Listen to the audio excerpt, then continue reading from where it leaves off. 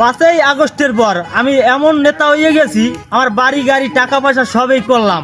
এভিরও তোমার একটা প্রজেক্টের টানে 2 লক্ষ ইট আনতে কইছি, তুমি কতগুণ ইট আনছো? স্যার ইট তো 2 লক্ষ আর কথা আছে মানে কিছু ইট কমাইছে। যাই হোক খাতায় আমার লেখা আছে পাওয়া যাইবে না সব। কি বলো তুমি? 2 লক্ষ ইটের থেকে কম আছে?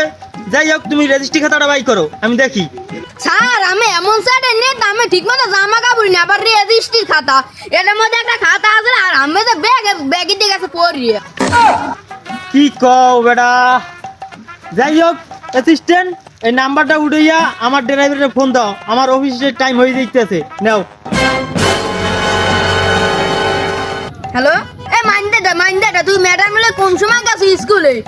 আয় ওই সারে অফিস যাইবে সকালে আয়, সারে খাড়াই রয়েছে রাস্তায়।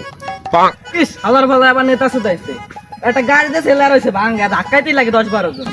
আমার ধাক্কা দে খালি আর চাকরিটা করি দেখি। কি রে অ্যাসিস্ট্যান্ট, গাড়িওয়ালার যে কোন সময় ফোন দিলি? অন্তত আমার গাড়ি লই আইলো না। 17 কোটি টাকার গাড়ি, যদি কিছু হয় অত বেতন আর কম দেই না। আজকে আউ মাথাটা নষ্ট করিয়া লাইছে, কি যে অবস্থা করমু। স্যার আপনার চাকরি মুই আর এখন আর করবো না। আপনি এমন স্যার নেতা আপনার নিজের বাড়ি চলে না, মুখো পেট চলবে কমিয়ে দিয়ে। এই না নামের গাড়ি। হে প্রভু হে প্রভু, তুই চাকরি করবি না ভালো কথা, গাড়ির এই অবস্থা কে? আপনার চেয়ার আর সুরত যাবি, আমার গাড়ির সুরত চেয়ার আর সুরত যাবি।